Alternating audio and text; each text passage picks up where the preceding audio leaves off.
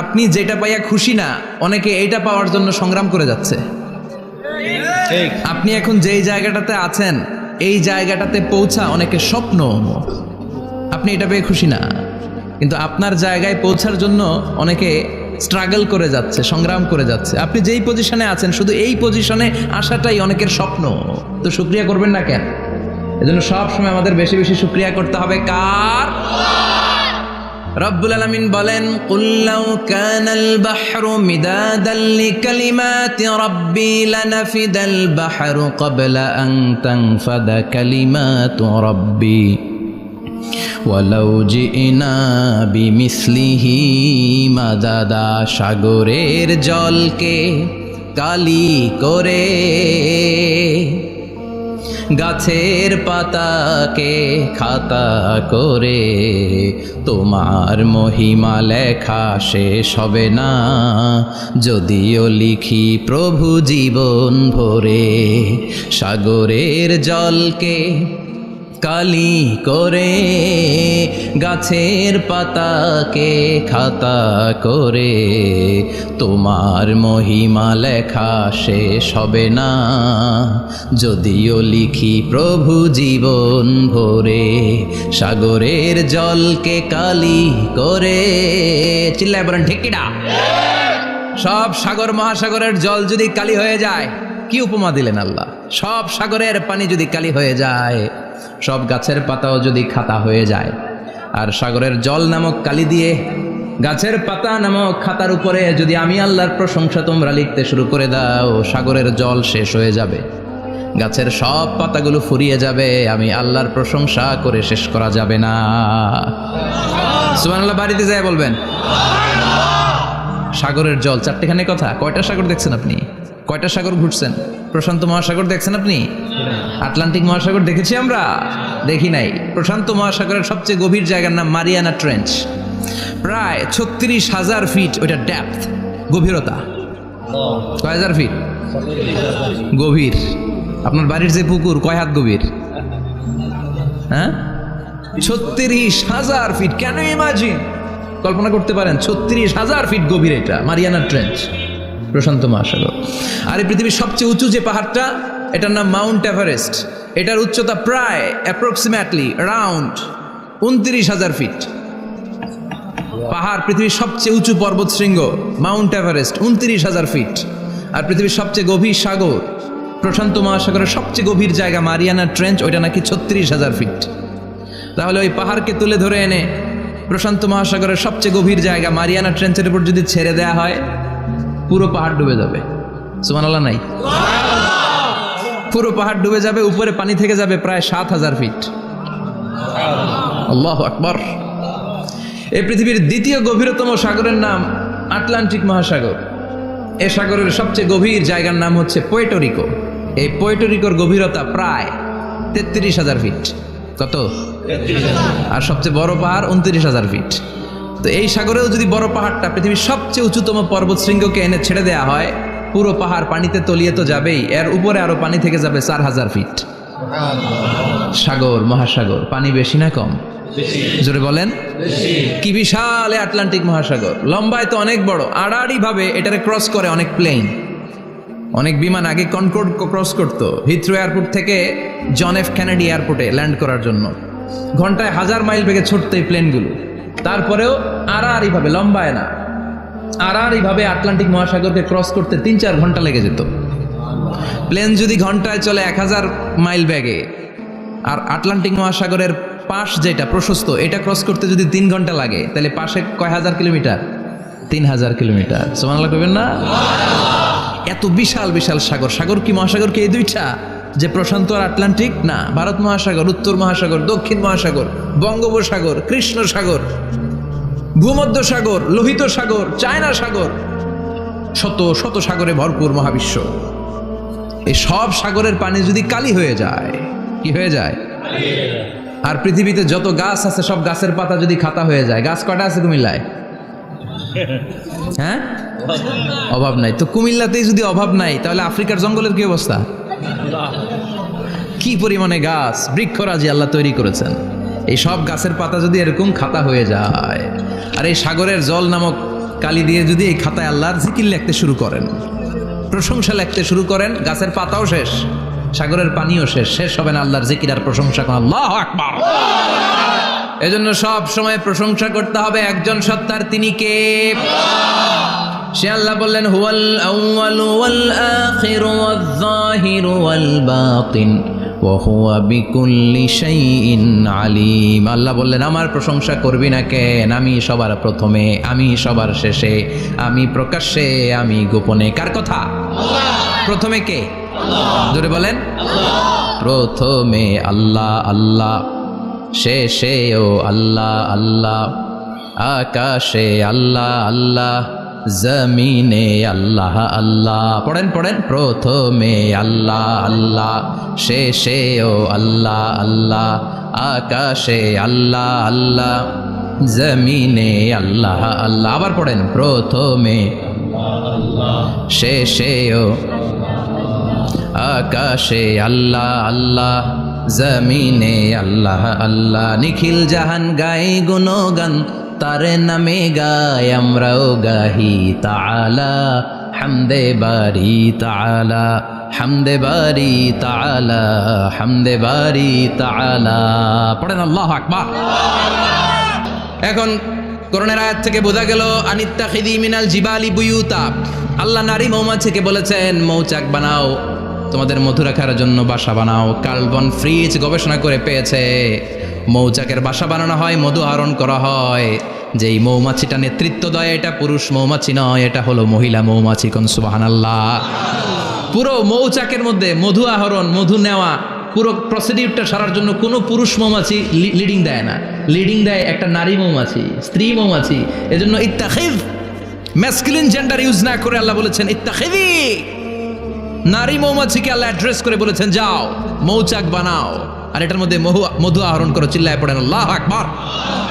আল্লাহ বললেন ইত্তাখিযি মিনাল জিবালি বুয়ুতা, পাহাড়ের মধ্যে ঘর বানাও, মিনাশ শাজার গাছের বড় ডালের মধ্যে ঘর বানাও, ওয়া মিম্মা ইয়ারিশুন উঁচু উঁচু জায়গায় ঘর বানাও। উনি গবেষণা করে পেয়েছেন এই মধুর মধ্যে অসাধারণ কিছু ন্যাচারাল অ্যান্টিসেপটিক আছে। কি আছে? Natural antiseptic. এটার নাম হচ্ছে প্রপিলিস।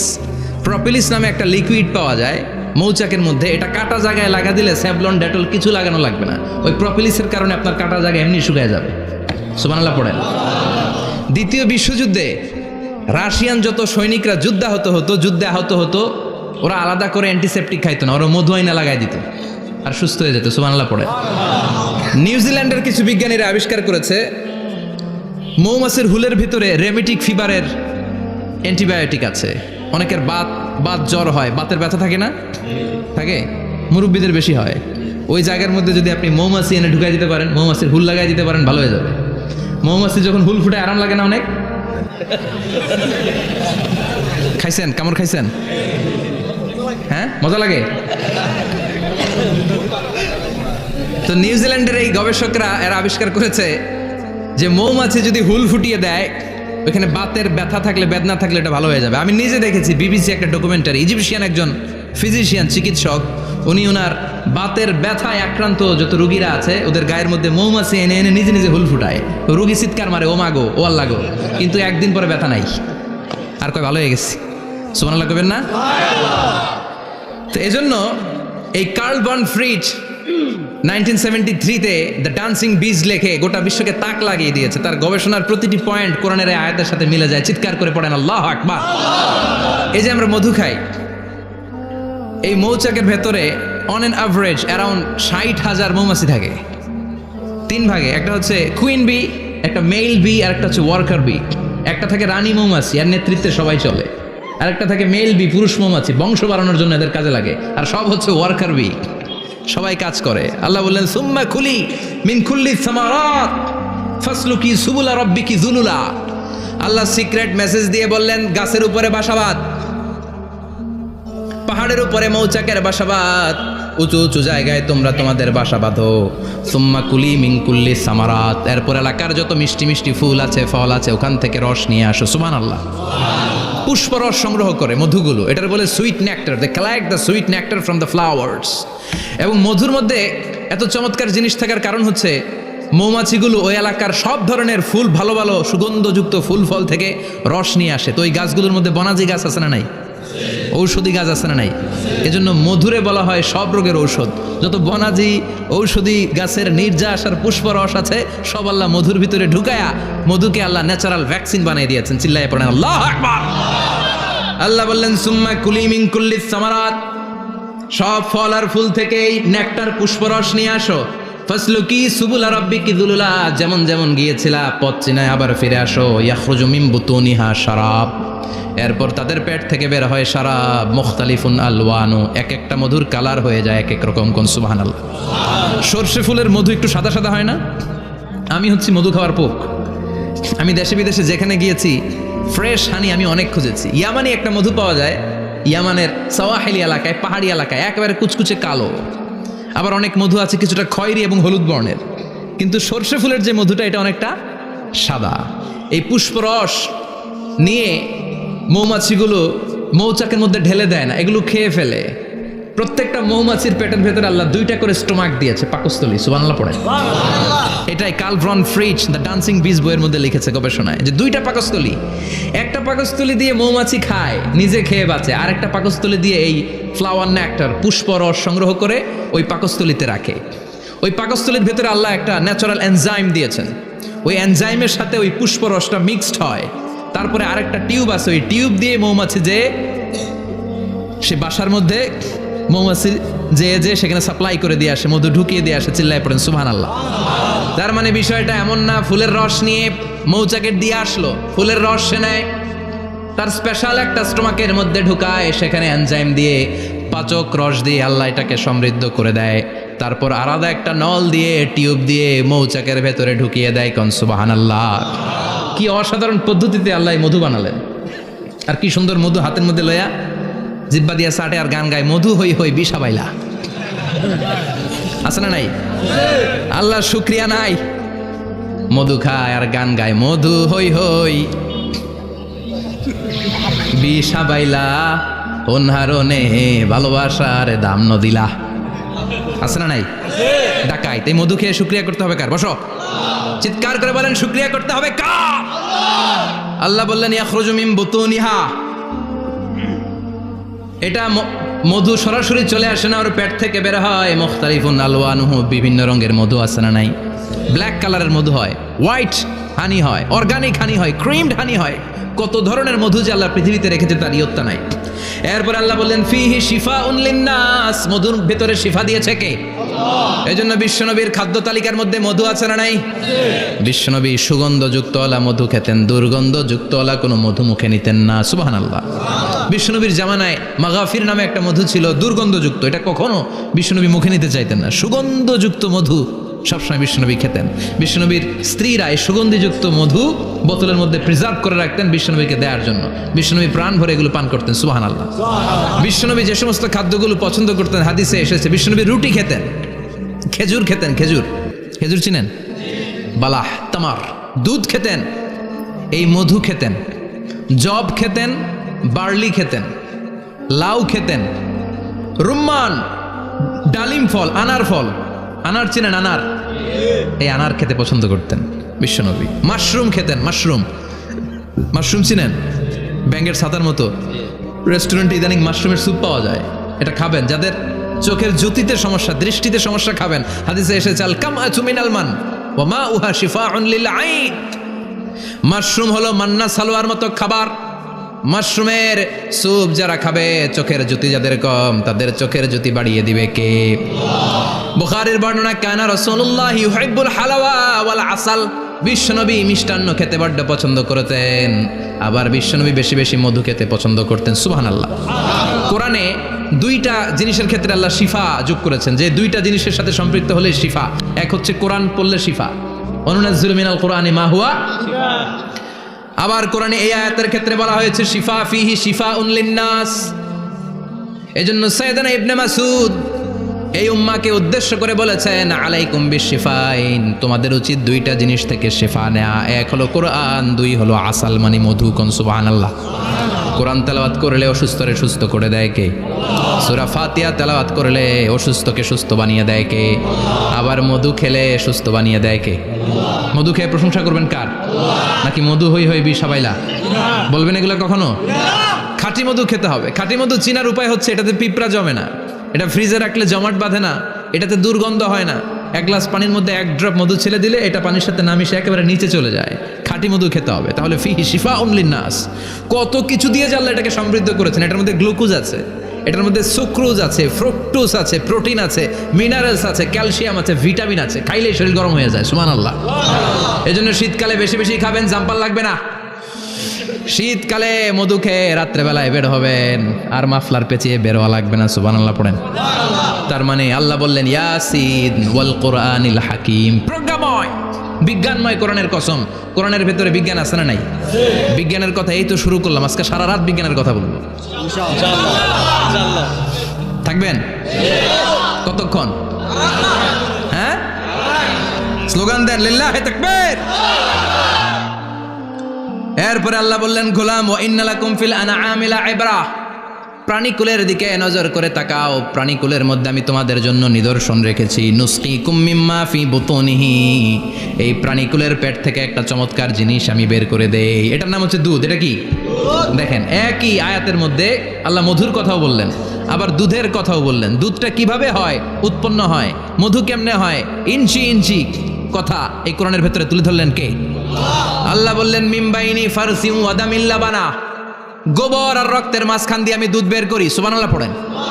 আমরা যাই এই গাভীর ওলান টানা শুরু করি সকালবেলা বিসমিল্লাহ বলে, কিন্তু কেমনে যেটা আসে ওইদিকে নজর নাই, ডাকাত।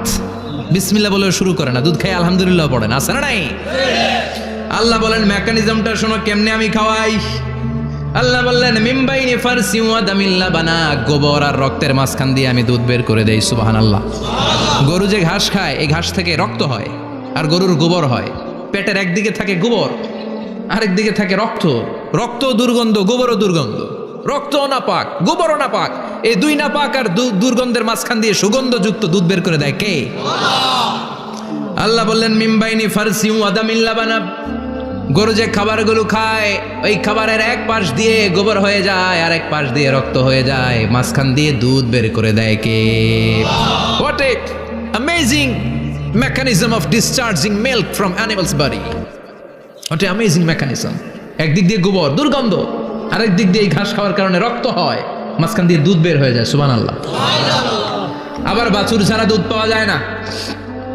গাভী আছে কার কার? হাত তোলেন তো। বাছুর ছাড়া দুধ পাওয়া যায়? শুধু গাভী, বাছুর নাই, দুধ আসবে? আবার এই যে বিশাল বড় ওলান 20 কেজি দুধ দেয় প্রতিদিন, এই ওলান কাটলে দুধ পাওয়া যায়? এক ফোঁটা দুধও ওলানটা কেটে টুকরা টুকরা করলে আপনি পাবেন না। এটা আলাদা মেকানিজম। এটা ভিতর থেকে একটা নির্যাস, বাছুর নিয়ে দুইটা ঢু মারবেন, ওই নির্যাস দিয়ে দুধ বেরোতে থাকবে গোবর আর রক্তের মাঝখান দিয়ে। চিৎকার করে পড়েন আল্লাহু আকবার। এজন্য বিশ্বনবী বলতেন বেশি বেশি দুধ খাও। দুধ হলো সুষম খাদ্য। পৃথিবীতে আবিষ্কৃত যত খাবার আছে, দুধের চাইতে ভালো খাবার আছে নাকি? কথা কন। মানুষ পানি খেয়ে 3-4 দিন বাঁচে জানেন, আর পানির মধ্যে লবণ দিলে 7-8 দিন বাঁচতে পারবেন। আর দুধ পাইলে আজীবন বাঁচবেন। দুধ খেয়ে যদি হজম করতে পারেন, দুধ খেয়ে হজম করতে পারলে আজীবন বেঁচে যাবেন। সুষম খাদ্য। বিশ্বনবী যে রাতে মেরাজে যাবেন, সিদরাতুল মুনতাহা পার হওয়ার পরে বিশ্বনবীর পরীক্ষা শুরু হলো। বিশ্বনবীকে বুখারীর বর্ণনা 3টা গ্লাস দেয়া হলো। কাদাহ ফিহি লাবান, এক গ্লাসের মধ্যে দুধ ছিল। ওয়া কাদাহ ফিহি আসাল, আরেক গ্লাসের মধ্যে ছিল মধু, আরেক গ্লাসের মধ্যে ছিল মদ। কাদাহুন ফিহি খামার। বিশ্বনবীকে 3টা গ্লাস দিয়ে বলা হলো নবী চুজ করেন কোনটা নেবেন। এক গ্লাসে মধু, আরেক গ্লাসে দুধ, আরেক গ্লাসের মধ্যে বিশ্বনবীকে দেয়া হলো মদ। বিশ্বনবী বললেন যে এই গ্লাসের ভেতরে দুধ আছে, আমি ওই পেয়ালাটা নিলাম। সাইয়েদনা জিবরাইল বললেন ইয়া রাসূলুল্লাহ আখাস্তাল ফিতরা, আপনি যেমন নিছেন তেমন। সুবহানাল্লাহ কইবেন না? বিশ্বনবী দুধ খেতে পছন্দ করতেন। আর বিশ্বনবী বলতেন আলাইকুম বি আলবানিল বাকার, বেশি বেশি গরুর দুধ খাবা। ফা ইন্নাহা তুরাম্মু মিনাল আশজার, কেননা এটা সবুজ লতা পাতা ঘাস পাতার নির্যাস। গরু কি খায়? ঘাস খায় না? এই ঘাসের নির্যাস হচ্ছে দুধ। বিশ্বনবী বলতেন বেশি বেশি দুধ খাবা। ফিহি শিফা, এর মধ্যে শিফা আছে। ফি লাবানিহা শিফা ও লুহমিহা দা, গরুর দুধে আছে শিফা, গরুর গোশতের মধ্যে আছে রোগ। সুবহানাল্লাহ কোন কত বড় ফিলোসোফার বিশ্বনবী। বিশ্বনবী বলে গিয়েছেন গরুর দুধ বেশি খাও কিন্তু গোশ বেশি খাইও না। আর আমরা গরুর গোশ পাইলে কোপায় ফেলাই।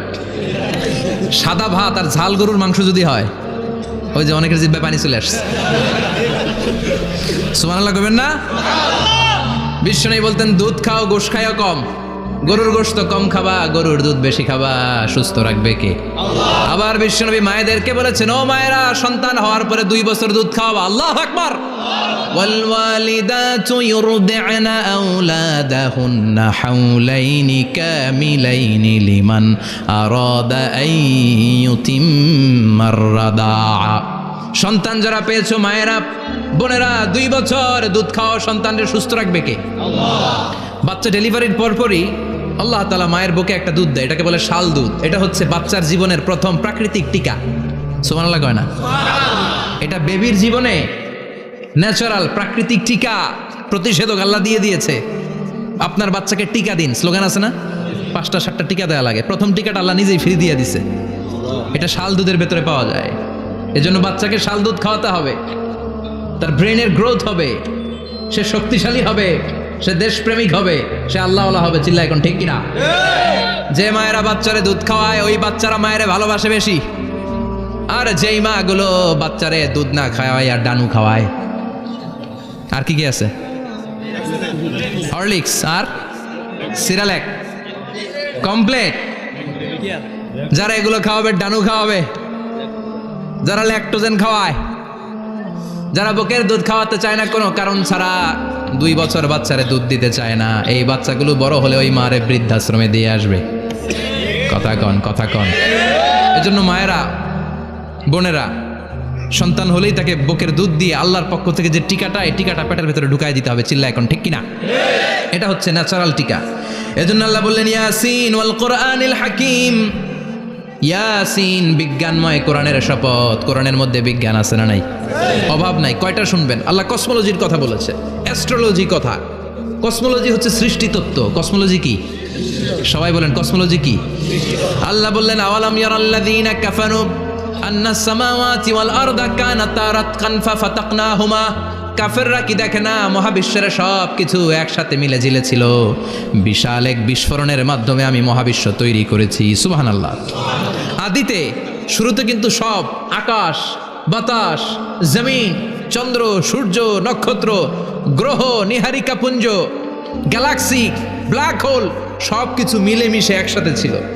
এটার ঘনত্ব ছিল খুব বেশি। মহাবিশ্বের সব কিছু ছিল একটা বিন্দু। এটাকে বিজ্ঞানীরা নাম দিয়েছে দ্য সিঙ্গুলারিটি, মহা একত্ব। এরপর একটা প্রচন্ড বিস্ফোরণের মধ্য দিয়ে মহাবিশ্ব সৃষ্টি হয়েছে। এটার ওরা নাম দিয়েছে বিগ ব্যাং থিওরি। কি নাম? স্টিফেন হকিং মারা গেছে না গত বছর নাকি? হ্যাঁ, বছর খানিক আগে মারা গিয়েছে। সবচেয়ে বড় পদার্থবিজ্ঞানী ছিল। সে একটা বই লিখেছে, from the brief history of time, a brief history of time from big bang two black hole. সেখানে সে প্রমাণ করেছে কোরআনের এই আয়াত, কানাতা রাতকান, মহাবিশ্বের সবকিছু একটা বিন্দু ছিল। চাঁদ, সূর্য, গ্রহ, তারা সব কি ছিল? কথা বলেন, সবাই বলেন। একটা মাত্র বিন্দু ছিল। আল্লাহ বলেন, don't the disbeliever observe that the heavens and earth were joint together then I separated with a gigantic sound explosion. সব একসাথে ছিল, চাঁদ, তারা, আকাশ, নদী, নালা সব একসাথে। তারপরে একটা বিকট বিস্ফোরণের মধ্য দিয়ে পৃথিবী হয়েছে, এ চাঁদ হয়েছে, চন্দ্র হয়েছে, সূর্য হয়েছে, মহাবিশ্বের সব কিছু এই মহাবিস্ফোরণের মধ্য দিয়ে হয়েছে। চিৎকার করে পড়েন আল্লাহু আকবার। এই যে ছোট্ট পৃথিবীতে আমরা বসে আছি, এই পৃথিবীর চেয়ে সূর্য 13 লক্ষ গুণ বড়। চিল্লায় পড়েন আল্লাহু আকবার। এটা কি বাড়ির কাছের কথা? 13 লক্ষ গুণ বড়, কল্পনা করা যায়? তার মানে কি সূর্যই সবচেয়ে বড়? না, সূর্যের চেয়ে অনেক বড় বড় তারা আছে। ব্যাটেলজিউস নামে একটা তারা আছে মহাকাশে, যেটা যে সূর্য পৃথিবীর চেয়ে 13 লক্ষ গুণ বড়। এই ব্যাটেলজিউস তারা সূর্যের চেয়ে 33 কোটি গুণ বড়। এই ব্যাটেলজিউস তারাটাই কি সবচেয়ে বড়? না, এর চেয়েও কত বড় তারা যে আছে কোনো হিসাব নাই। এরকম বিশাল বিশাল তারা ঘুরতে ঘুরতে মাওয়াকিউন নুজুম, ব্ল্যাক হোল নামে একটা রেঞ্জ আছে। এই রেঞ্জের মধ্যে যদি ঢুকে যায়, ছোট্ট বাচ্চার মুখে চকলেট দিলে বাচ্চা যেমনি চকলেট চুষে খেয়ে ফেলে, এই বিশাল বিশাল তারাগুলো ব্ল্যাক হোলের মধ্যে ঢুকলে এক মুহূর্তের মধ্যে নিঃশেষ হয়ে যায়। চিল্লায় পড়েন আল্লাহু আকবার। এজন্য আল্লাহ বললেন, ফালা উকসিমু বিমাওয়াকিউন নুজুম, এই তারকা নিঃশেষ হওয়ার যে জায়গাটা, এই জায়গার কসম আমি কোরআনের মধ্যে খেলাম। এই ব্ল্যাক হোলের রেঞ্জের ভেতরে তারা আসলে মুহূর্তের মধ্যে নিঃশেষ বানিয়ে দেয় কে? একটা তারার চেয়ে আরেকটা তারা বড়। এরকম হাজার কোটি তারা মিলে আমাদের গ্যালাক্সি। এই গ্যালাক্সির নাম হচ্ছে মিল্কি ওয়ে। কি নাম? আমাদের গ্যালাক্সির নাম কি? সবাই বলেন তো। Milky way. কি নাম? এরকম একটা গ্যালাক্সি না, লক্ষ কোটি গ্যালাক্সি আছে। আমাদের গ্যালাক্সির পরে সবচেয়ে কাছের গ্যালাক্সির নাম অ্যান্ড্রোমেডা। কি নাম? এই অ্যান্ড্রোমেডা গ্যালাক্সি আমাদের গ্যালাক্সি থেকে 2.5 মিলিয়ন লাইট ইয়ার দূরে, মানে 25 লক্ষ লাইট ইয়ার। সুবহানাল্লাহ কইবেন না? আলোর গতি হচ্ছে পৃথিবীতে সবচেয়ে বেশি বর্তমান সময় পর্যন্ত, জানেন? সেকেন্ডে কত মাইল? 1,86,000 মাইল। এক সেকেন্ডে আলো ছুটে 1,86,000 মাইল বেগে। এত ব্যাগের কোনো প্লেন বা রকেট নিয়ে যদি আপনি আমাদের গ্যালাক্সি থেকে মিল্কি ওয়ে থেকে অ্যান্ড্রোমেডাতে যেতে চান, তাহলে আপনার 25 লক্ষ বছর লেগে যাবে। সুবহানাল্লাহ বাড়িতে যায় বললেন। এরপর আল্লাহ বললেন ওয়াস-সামাআ বানাইনাহা বিআইদিন ওয়া ইন্না লামুসিউন। আকাশ আমি বানালাম, গ্যালাক্সি আমি বানালাম, বানানোর পর থেকে সবগুলোর আমি প্রশস্ত করতে শুরু করে দিলাম। সব ছিল ক্ষুদ্র, একটা বিন্দুর মধ্যে আমি বিস্ফোরণ করলাম একটা আওয়াজ দিয়ে। আওয়াজটা ছিল কুন। আওয়াজটা ছিল কি? জোরে কন, আবার কন। কুন ফায়া ইন্নামা আমরুহু ইযা আরাদা শাইআন আন ইয়াকুলা লাহু কুন ফায়াকুন। আল্লাহ যখন কিছু করতে চান শুধু বলেন কুন, শুধু বলেন বি। কুন মানে বি, ইট ওয়াজ, এটা হয়ে যায়। হাও বলতে দেরি। এই মহাবিস্ফোরণের নেপথ্যে যে শব্দটা ছিল সেটা ছিল কুন। সেটা ছিল কি? আল্লাহ কুন বলতে দেরি, মুহূর্তের মধ্যে বিগ ব্যাং, বিশাল এক্সপ্লোশন, তারপর থেকে মহাবিশ্ব ছড়াচ্ছে। আল্লাহ বলছেন এই কোরআনের ভেতরে বলে দিয়েছেন ওয়া ইন্না লামুসিউন। আমি এই মহাবিশ্বকে, এই গোটা ইউনিভার্সকে আমি প্রতিনিয়ত সম্প্রসারিত করছি। প্রতিনিয়ত এটা বড় হচ্ছে, সম্প্রসারিত হচ্ছে। চিল্লায় বলেন আল্লাহু আকবার। আজ থেকে মাত্র 20 বছর আগে এটা তারা আবিষ্কার করেছে।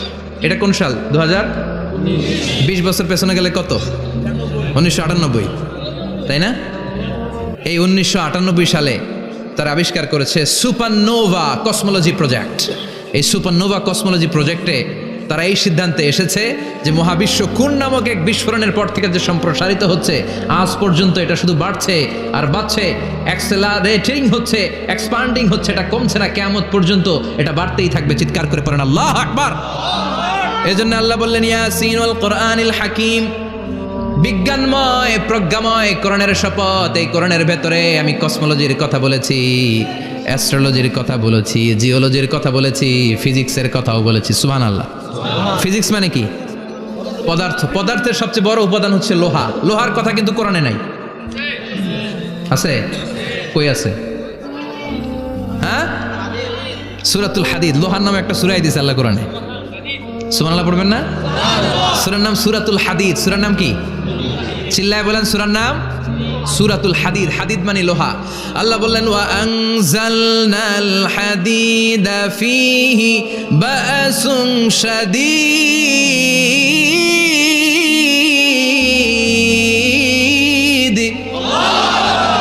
ওয়া আনজালনাল হাদিদ ফীহি বাসুন শাদীদ। আমি লোহা নাজিল করলাম আর লোহার ভেতরে আমি ভয়ঙ্কর শক্তি ঢুকাইয়া দিলাম। সুবহানাল্লাহ। ফিহি মানাফিউ লিন-নাস। লোহার ভেতরে মানুষের জন্য অনেক কল্যাণ আছে। সুবহানাল্লাহ। লোহা ছাড়া পৃথিবীতে কিছু হয়? আংটি বানাতে লোহার দরকার আছে না নাই? ঘড়ি বানাতে, গাড়ি বানাতে, বাড়ি বানাতে, মোবাইল বানাতে, হেলিকপ্টার, প্লেন, রকেট, মাইকের স্ট্যান্ড। সুবহানাল্লাহ কোন?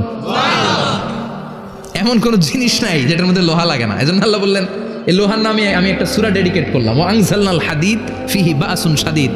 আমি লোহাকে নাজিল করেছি। আল্লাহ বলেছেন, খেয়াল করে শব্দটা শুনেন, ওয়া আনজালনাল হাদিদ। আমি লোহাকে উপর থেকে নাজিল করেছি। কি করেছি? কথা বলেন। তার মানে লোহা পৃথিবীতে ছিল না, নাজিল করছে কে? লোহা পৃথিবীতে ছিল?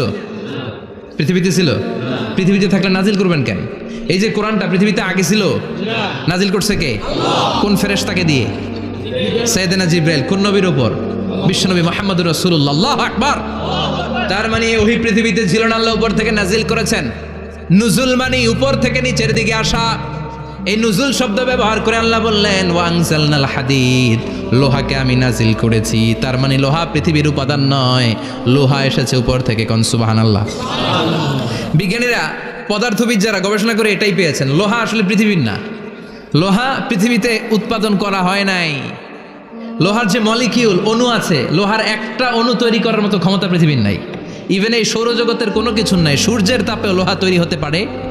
লোহার ছোট্ট একটা অণু তৈরি করতে কমপক্ষে 1 কোটি ডিগ্রি সেলসিয়াস তাপের প্রয়োজন হয়। তার মানে এটা পৃথিবীর কোনো উপাদান নয়, এটা আনজালনাল হাদিদ। আল্লাহ বলেন মহাবিস্ফোরণের কারণে গলিত অন্য কোনো তারার ভেতর থেকে লোহার উপাদান আমি পৃথিবীর ভেতরে এনে ঢুকিয়ে দিয়েছি। তার মানে পদার্থের কথা কোরআনে আছে না নাই? সুবহানাল্লাহ কইবেন না? এরপরে বায়োলজির কথা আছে না নাই? বায়োলজিক্যাল অ্যাসপেক্ট অফ মাউন্টেন্স, কেমন করে পাহাড়ি রেঞ্জ তৈরি হলো, আছে না নাই? ওয়াজআলনাল জিবালা আওতাদা, পাহাড়কে আমি পেরেক মেরে দিয়েছি। ওমিয়া কাঠের ভেতরে যখন পেরেক মারেন, পেরেকের বেশিরভাগ অংশ কাঠের ভেতরে ঢুকে যায়, উপরে দেখা যায় সামান্য, ঠিক কিনা? তো লোহা যদি আল্লাহ পেরেক মারেন, উপরে যা দেখা যায় এটা সামান্য, আসল পাহাড় তো মাটির নিচে। সুবহানাল্লাহ কইবেন না? আসল পাহাড় কোথায়? পেরেক যদি কাঠের মধ্যে ঢুকিয়ে দেন, পুরো পেরেকটা কাঠে ঢুকে যায় না, উপরে দেখা যায় কদ্দুর? সামান্য। পাহাড়ের যা আপনি দেখেন এটা তো পেরেকের মাথা, পুরো পাহাড়টা আল্লাহ জামিনের ভেতরে গেড়ে দিয়েছেন। চিল্লায় পড়েন আল্লাহু আকবার। আবার আল্লাহ বললেন অমিনাল জিবালি জুদাদুম বিদু ওয়া হুমরুম মুখতালিফুন আলওয়ানু, আছে না নাই? ওয়া গারাবিবু সুদ, আল্লাহ বলেন নানা রঙের পাহাড় পর্বত মহাবিশ্বে আমি তৈরি করেছি। কোন পাহাড় হচ্ছে রক্তিম বর্ণের, কোন পাহাড়কে বানিয়েছি আমি কৃষ্ণ বর্ণের, কোন পাহাড়কে বানিয়েছি আমি শুভ্র বর্ণের, কোন পাহাড়ের রং কালো, কোনটা সাদা, কোনটা নীল, আছে না নাই? মহাবিশ্ব যখন তৈরি হয়েছে, পৃথিবীর মধ্যে 7টা টেকটনিক প্লেট তৈরি হয়েছে। 7 tectonic plates create the mountain range on earth. পৃথিবীতে এই পাহাড় তৈরির কারণ হচ্ছে 7টা প্লেট, এগুলোরে 7 টেকটনিক প্লেট বলে। এই প্লেটগুলোর কারণে পৃথিবীতে এই রং বেরঙের পাহাড় তৈরি হয়েছে। কত রঙের যে পাহাড় আছে, আরব বিশ্বে পাথরের পাহাড়, বাংলাদেশে মাটির পাহাড়, ব্রুনাই, সিঙ্গাপুর, ইন্দোনেশিয়াতে যদি যান আরেক ধরনের পাহাড়। চায়নার একটা শহর আছে গানজু সিটি, কি নাম? এই গানজু সিটিতে একটা পাহাড় আছে রেইনবো মাউন্টেন, ওখানে 7 রঙের পাহাড় পাওয়া যায় এক জায়গায়। সুবহানাল্লাহ কইবেন না? রেইনবো মানে কি? রংধনু। রংধনুর কয় রং? কথা কন। ছোটবেলা আমরা মুখস্থ রাখতাম বেনিয়া সহ কলা, বেতে বেগুনি, নিতে নীল, আতে আসমানি, শতে সাদা, হতে হলুদ, কতে কালো, লাতে লাল। সুবহানাল্লাহ নাই? মনে রাখার কি অসাধারণ পদ্ধতি। তো এই রেইনবো মাউন্টেন, রংধনুর 7 রঙের পাহাড় এক জায়গায় পাওয়া যায়। এখানে সাদা পাহাড়, এখানে সবুজ পাহাড়, এখানে নীল পাহাড়, ওখানে লাল পাহাড়, এখানে কালো পাহাড়। এই চায়নার গানজু সিটিতে আল্লাহ তাআলা 7 রঙের পাহাড় এক জায়গায় রেখেছেন। চিৎকার করে বলেন আল্লাহু আকবার। তার মানে বায়োলজির কথাও কোরআনের ভেতরে আছে না নাই? এরপর আল্লাহ বললেন কেমন করে আকাশ থেকে আমি পানি নাজিল করে, এটাও কোরআনে আছে না নাই? আমরা ছোটবেলা পড়েছি ওয়াটার সাইকেল, হাইড্রোলজিক্যাল সাইকেল, কেমন করে সূর্যের তীব্র তাপ সাগর থেকে পানিকে জলীয় বাষ্প করে উপসে নেয়, উপরে নিয়ে সেটাকে পুঞ্জীভূত করে দেয়, ঘনীভূত করে দেয়, মেঘ হয়ে যায়, সেখান থেকে ঝিরি ঝিরি ঝিরি ঝিরি বৃষ্টি পড়ে, আছে না নাই? আর ওই বৃষ্টির গান আমরা গাই, এই বৃষ্টি ভেজা রাতে তুমি চলে যেও না। ওই বৃষ্টি পেয়ে আল্লাহর কাছে দোয়া করে না বিশ্বনবী? বলেন রহমতের বৃষ্টির নিচে দাঁড়িয়ে কেউ যদি হাত তুলে দোয়া করে, ওই দোয়া কবুল করে কে? আবার আকাশের মধ্যে মেঘের ঘনঘটা দেখলে বিশ্বনবী পেরেশান হয়ে যেতেন, হয়রান হয়ে যেতেন, আর আল্লাহর কাছে বলতেন আল্লাহ এই মেঘ দিয়ে তুমি আমাদেরকে আযাব দিও না, তুমি আমাদেরকে গজব দিও না, তুমি আমাদেরকে শেষ করে দিও না, এই মেঘ থেকে তুমি আমাদেরকে রহমতের বৃষ্টি দাও। পড়ে না আমিন। বৃষ্টি দেখলে বিশ্বনবী বলতেন আল্লাহুম্মা সাইয়িবান নাফিআ, ইয়া গাউসু আগিসনা গাউসান মুগীসান মারিআন মারিআন নাফিআন গায়রা দার আজিলান গায়রা আজিল। হে আল্লাহ এই বৃষ্টি থেকে তুমি ঠান্ডা রহমতের পানি দাও। কি দাও? আল্লাহ মেঘে দে পানি দে, ছায়া দে রে তুই আল্লাহ মেঘে দে। পড়েন পড়েন, আল্লাহ মেঘে দে পানি দে, ছায়া দে রে তুই আল্লাহ মেঘে দে। এই ওয়াটার সাইকেলের কথা আল্লাহ বলেছেন।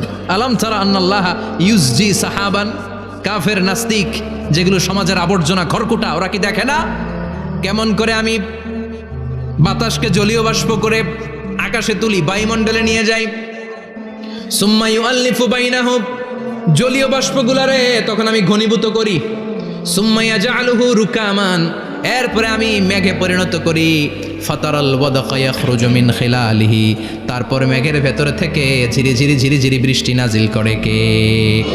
আবার আল্লাহ বললেন পানি থেকে আমি পৃথিবীর সব প্রাণগুলারে বানালাম। ওয়াজআলনা মিনাল মাই কুল্লা শাইইন হাইয়া ফালা ইয়াকিলুন, পানির ভেতরে থেকে সব প্রাণের উৎপত্তি পৃথিবীর মধ্যে ঘটিয়ে দিয়েছে কে? বিজ্ঞানীরা স্বীকার করেছে পৃথিবীতে যত প্রাণ পাওয়া যায়, যত প্রাণের ব্লু প্রিন্ট পাওয়া যায় সব এসেছে পানি থেকে। চিৎকার করে বলেন কোত্থেকে? পানি নাই তো প্রাণ নাই, পানিও আছে প্রাণও আছে। কোন সুবহানাল্লাহ। বিজ্ঞানীদের ধারণা, তারা ধারণা করে বলেছে পৃথিবীর প্রথম প্রাণের নাম হচ্ছে অ্যামিবা। কি নাম? ওরা বলেছে এটা এককোষী জীব। It's a very small unicellular organism found ever in the world. পৃথিবীতে পাওয়া প্রথম এককোষী প্রাণীর নাম হচ্ছে অ্যামিবা। এটা এসেছে শৈবালের মতো, এরপরে জুপ্লাংটন, ফাইটোপ্লাংটন, ব্যাকটেরিও প্লাংটন, একটার পর একটা স্পিসিজ প্রজাতি পৃথিবীতে ডেভেলপ করেছে। কোন সুবহানাল্লাহ। এই পানির কথা কোরআনের ভেতরে বলে দিল কে? এজন্য আল্লাহ বললেন ওয়াল কোরআনিল হাকিম, বিজ্ঞানময় কোরআনের শপথ। এই কোরআনটা বিজ্ঞানের ঠাসা, এই কোরআন আশ্চর্যের শেষ নাই, এই কোরআন কোনোদিন পুরাতন হয় না। এই কোরআনের ভেতরে আল্লাহ দিয়েছেন হেদায়েতের মশাল, আর কোরআনটাকে বানিয়েছেন বিজ্ঞানের সুউচ্চ মিনার। জোরে কোন সুবহানাল্লাহ। তার মানে কোরআনে আমরা কি পেলাম? দুধের কথা পেলাম, মধুর কথা পেলাম, কিভাবে ডায়েট করবেন সেটা আমরা পেলাম, আমরা কসমোলজি পেলাম, অ্যাস্ট্রোলজি পেলাম, বায়োলজি পেলাম, ফিজিক্স পেলাম, ওয়াটার সাইকেল পেলাম। এবার পাতালপুরীর কথার দরকার আছে না নাই? পৃথিবীর একেবারে গভীরতম গভীরে কি আছে এটা কিন্তু কোরআনে নাই, আছে। পৃথিবীর মাঝখানে যে উত্তপ্ত লাভা আর আগুন, এটা আপনারা জানেন? পৃথিবীর উপর দিয়ে আমরা ঠান্ডা পৃথিবীতে ঘুরে বেড়াই, কিন্তু এর ভিতরে কিন্তু আগুন, লাভা। আল্লাহ কোরআনের মধ্যে ফুটন্ত টকবগে সাগরের কসম খেয়েছেন। আল্লাহ বলেছেন ওয়াল বাহারিল মাসজুর।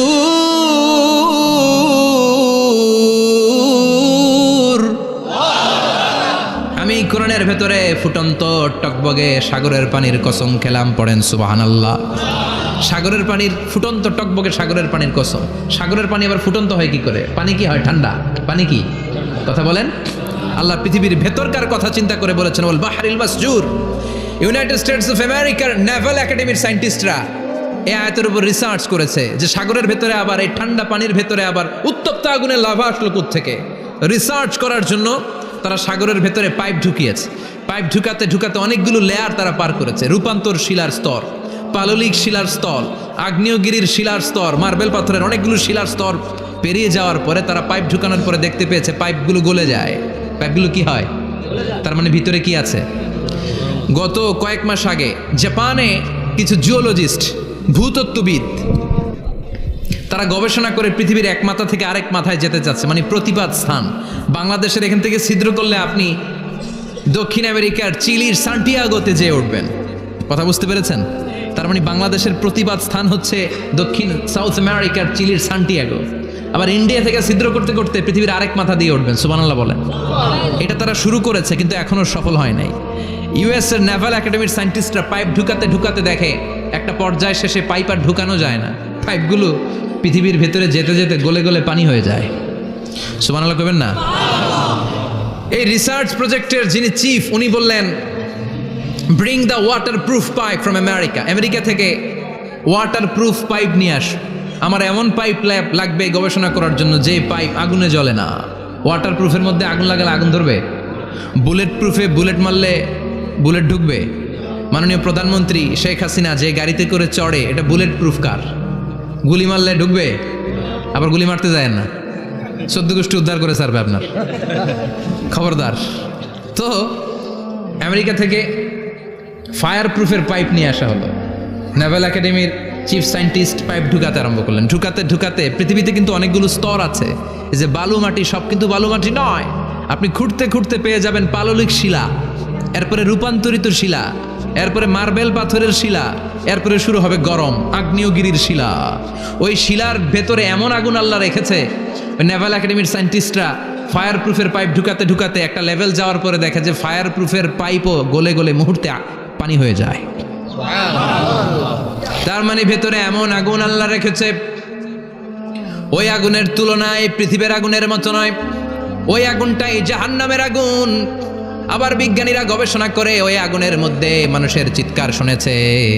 এজন্য হাদিসে এসেছে আল্লাহর ওলিরা, মুমিন বান্দারা মারা গেলে তাদের রূহগুলো আকাশে চলে যায়, ইল্লিনে চলে যায়। আর কাফের মুশরিকার নাস্তিকগুলো মারা গেলে তাদের আত্মাগুলো পৃথিবীর মাঝখানে সিজ্জিনে চলে যায়। ওই সিজ্জিনের ভেতরে আগুন আছে না নাই? চিল্লায় বলেন। তার মানে পাতালপুরীর কথাও আছে, সাগরের কথাও আছে, আকাশের কথাও আছে, কেমন করে দুনিয়াতে আমরা আসলাম সেটাও আছে। এমব্রয়োলজি, ভ্রূণ তত্ত্বের কথা কোরআনে আছে না নাই? পৃথিবীতে আল্লাহ কয়েক সিস্টেমে মানুষ বানালেন। সৈয়দনা আদমকে বানালেন, মাও নাই বাবাও নাই। সৈয়দনা আদম আলাইহিস সালামের বাবার নাম কি? মায়ের নাম কি? মাও নাই বাবাও নাই। আবার সৈয়দনা ঈসা আলাইহিস সালামকে আল্লাহ তৈরি করলেন, শুধু মা আছে বাবা নাই। আবার আমাদের সবাইকে আল্লাহ বানালেন, মাও আছে বাবাও আছে, ঠিক কিনা? এরপরে ছোট্ট এক ফোঁটা নাপাক থেকে আল্লাহ আমাদেরকে বানালেন। এই এক ফোঁটা বীর্যের মধ্যে যে প্রাণ আছে, এটা দুজন বিজ্ঞানী আবিষ্কার করেছে। লিয়েন হুক মাইক্রোস্কোপ যন্ত্র দিয়ে তারা বীর্যের মধ্যে, স্পার্ম ড্রপের মধ্যে গবেষণা করে পেয়েছে যে ওখানে কি যেন নড়ে, ওই এক ফোঁটা ড্রপের মধ্যে কি যেন নড়ে। সেখান থেকে ওরা আবিষ্কার করেছে এই স্পার্মের ভেতরে, শুক্রাণুর ভেতরে প্রাণের অস্তিত্ব আছে। এক ফোঁটা স্পার্মে, এক ফোঁটা বীর্যের মধ্যে 20 কোটি যদি শুক্রাণু না থাকে, ওই স্পার্ম থেকে আল্লাহ বেবি দেয় না, সন্তান দেয় না। সুবহানাল্লাহ কোন? এজন্য আল্লাহ বললেন, হাল আতা আলাল ইনসানি হিনুম মিনাদ দাহরি লাম ইয়াকুন শাইআম মাযকুরা। ও মানুষ, কেন এত অহংকার করো? নজর করে তোমার জীবনের শুরুটার দিকে একটু তাকাও। কি ছিলা তুমি? এক ফোঁটা নাপাক পানি, একটা স্পার্ম ড্রপ থেকে এসেছো। ইয়াখরুজু মিন বাইনিস সুলবি ওয়াত তারায়েব, বাবার পৃষ্ঠদেশ থেকে মায়ের গর্ভদেশের মধ্যে তোমাকে নিয়ে গেল কে? সেখান থেকে ফি যুলুমাতিন সালাস, 3টা প্যাকেট দিয়ে মায়ের পেটের মধ্যে তোমাকে প্রিজার্ভ করলো কে? আল্লাহ প্রত্যেকটা স্টেজ কোরআনে বলে দিয়েছেন। ফি যুলুমাতিন সালাস, 3টা অন্ধকার প্রকোষ্ঠে আল্লাহ আমাদেরকে প্রিজার্ভ করেছেন। মায়ের ফুলের একটা প্যাকেট, মায়ের জরায়ুর একটা প্যাকেট, আবার মায়ের পেটের একটা প্যাকেট। ওই প্যাকেটের ভিতরে পৃথিবীর কোনো কবিরাজের কবিরাজি কাজে লাগছে? ডাক্তারের ডাক্তারি? কোন কবিরাজ করে খাওয়াইছে? চিল্লায় বলেন তিনি কে? এরপর আল্লাহ বললেন ফি যুলুমাতিন সালাস, ওটা অন্ধকার ছিল। যেই টেম্পারেচারে রাখলে তুমি সুস্থ থাকবা, যেই টেম্পারেচারে রাখলে তুমি আস্তে আস্তে বড় হতে পারবা, সেখানে আমি রাখলাম। সেখান থেকে আমরা হয়ে গেলাম জিমেট, সেখান থেকে জাইগট, তারপরে ইমব্রয়ো, তারপরে ফেইটাস, ল্যাটার স্টেজ। প্রথমে ছিলাম ইনিশিয়াল স্টেজ, তারপরে ল্যাটার স্টেজ, আমরা বড় হতে লাগলাম। আল্লাহ আমাদেরকে হার্ট দিলেন, সিস্টনিক ডায়াস্টনিক, অলিন্দ নিলয় শুরু হয়ে গেল। রুহুর ফুৎকার আমাদের হৃদয়ে ভরে দিল কে? আল্লাহ আমাদেরকে স্কেলিটন দিলেন, কঙ্কাল, স্পাইনাল কর্ড দিলেন, আমাদের স্কাল দিলেন, মাথার খুলি দিলেন, লাঞ্চ দিলেন, ফুসফুস দিলেন, গল ব্লাডার দিলেন। যেখানে যেটা ঠিক যেমন ভাবে দেয়া দরকার মায়ের পেটে থাকতেই সেটা দিয়ে দিয়েছে কে? আল্লাহ। এরপর 8 মাস আমরা মায়ের পেটে মারে কষ্ট দিলাম। ওই মুহূর্তে আমার মা আমার জন্য যতটা কষ্ট করেছে পৃথিবীর কেউ ওই খবর রাখে না। তোরে কোন ঠিক কিনা? বোঝা হয়ে গিয়েছিলাম, একটা বস্তা। আমরা প্রত্যেকে মায়ের পেটে ছিলাম একটা কি? এই বস্তা নিয়ে আমার মা খেতে যেত, ঘুমাতে যেত। এই বস্তাটা পেটে করে আমার মা রান্নাঘরে রান্না করত। একদিনও রান্না বন্ধ হয় নাই। এই বস্তাটা নিয়ে আমার মা টয়লেটে যেয়ে বসতে পারতো না। 8 মাস এরকম কষ্ট করেছে। এজন্য মায়ের মনে কষ্ট দিলে আল্লাহর আরশ কেঁপে যায়। মায়ের কাছ থেকে দোয়া নেওয়ার দরকার আছে না নাই? মায়ের মনে কষ্ট দিবেন? মায়ের সাথে বেয়াদবি করবা কেউ? মায়ের থেকে দোয়া নেওয়ার দরকার আছে না নাই? মা যার নাই সে জানে মা না থাকার কি জ্বালা। চিল্লা এখন ঠিক কিনা? যখন রাত্রি নিঝুম, এই চোখে ঘুম, একলা শূন্য ঘরে, তোমায় মনে পড়ে মাগো, তোমায় মনে পড়ে। যখন রাত্রি নিঝুম, এই চোখে ঘুম, একলা শূন্য ঘরে, তোমায় মনে পড়ে মাগো, তোমায় মনে পড়ে। ঠিক কিনা? এজন্য মায়ের জন্য দোয়া করার দরকার আছে না নাই? আল্লাহ বললেন 8 মাস 9 মাস মায়ের পেটের ভেতরে ছিলা, তারপরে দুনিয়ার বুকে তোমারে আনলো কে? ছোট্ট নাপাক ছিলাম, এই ছোট্ট এক ফোঁটা পানি থেকে আমাদেরকে বড় করছে কে? আল্লাহ। তার মানে এমব্রয়োলজি, ভ্রূণ তত্ত্বের কথা কোরআনের ভেতরে আছে না নাই? সে আল্লাহ বললেন ইয়াসিন ওয়াল কোরআনিল হাকীম ইন্নাকা লামিনাল মুরসালিন আলা সিরাতিম মুস্তাকিম। সুবহানাল্লাহ পড়েন। আল্লাহ বললেন ইয়াসিন, এরপরে বললেন আল কোরআনিল হাকীম, প্রজ্ঞাময় কোরআনের শপথ। বিশাল একটা শপথ কেটে আল্লাহ বললেন ইন্নাকা লামিনাল মুরসালিন আলা সিরাতিম মুস্তাকিম। ইন্নাকা লামিনাল মুরসালিন, অবশ্যই অবশ্যই নবী হে আপনি রাসূলদের অন্তর্ভুক্ত। চিল্লায় এখন সুবহানাল্লাহ। তিনি যে রাসূল এটার সার্টিফিকেট এই আয়াতে দিয়েছে কে? এরপর আল্লাহ বললেন আলা সিরাতিম মুস্তাকিম, ও নবী আপনি সিরাতুল মুস্তাকিমের উপর আছেন। যেই দোয়াটা প্রতিটা নামাজের মধ্যে প্রতিদিন প্রত্যেক রাকাতে সূরা ফাতিহাতে আমরা পড়ি, ইহদিনাস সিরাতাল মুস্তাকিম। ও Allah, show us the right path, show us the correct path. আপনি আমাদেরকে সোজা পথ দেখান। আল্লাহ এখানে সার্টিফিকেট দিলেন, নবী গো, লক্ষাধিক পয়গম্বর যে আমি পেয়েছি তাদের শ্রেষ্ঠতম রাসূল করে আমি আপনাকে প্রেরণ করেছি, আর হেদায়েতের সুউচ্চ মশাল দিয়ে আমি আপনাকে সিরাতুল মুস্তাকিমের উপর রেখেছি। চিল্লায় পড়েন আল্লাহু আকবার। এই জন্য এই বিজ্ঞানময় কোরআনের সাথে নিজেদের সম্পর্ক বাড়ানোর দরকার আছে না নাই? কোরআন পড়লে দুনিয়া এবং আখিরাতে মর্যাদা বাড়ায় দিবে কে? কোরআনের আইন দিয়ে সমাজটারে সাজানোর দরকার আছে না নাই? কোরআন দিয়ে আমাদের সমাজটা সমৃদ্ধ হোক আমরা চাই কি চাই না? কোরআন দিয়ে আমার সংসদ ভবন চলুক, আমার 300 জন মেম্বার অফ দ্য পার্লামেন্ট কোরআনের আয়াত দিয়ে সংসদে কথা বলুক, আমরা চাই কি চাই না? আমাদের মিলিটারিগুলো কোরআনের আওতায় চলুক, আমাদের দেশটা কোরআন দিয়ে চলুক। আমার লাল সবুজের পতাকা সংসদ ভবনের এক পাশে, আর কালিমার লা ইলাহা ইল্লাল্লাহর পতাকা আরেক পাশে পতপত করে উড়বে, আমরা চাই কি চাই না? সেজন্য কোরআনের সাথে আমাদের সম্পর্ক বাড়াতে হবে, নিজে কোরআন পড়তে হবে, কোরআন বুঝতে হবে, কোরআনের উপর আমল করতে হবে। রাজি আছেন তো? এটাই হচ্ছে সূরাতুল ইয়াসিনের শিক্ষা। আল্লাহ আমাদের সবাইকে কথাগুলো বুঝার ও আমল করার তৌফিক দান করুক। আমরা পড়ি আমিন। আরো জোরে পড়েন আমিন। যতগুলো কথা বললাম কোরআন থেকে আলোকিত করার জন্য আল্লাহ তাআলা যে মেসেজগুলো আমাদেরকে কোরআনের ভেতরে দিয়েছে, এই মেসেজ থেকে আমরা যেন নিজেদেরকে, সমাজকে আলোকিত করতে পারি। আল্লাহ তুমি তৌফিক দাও।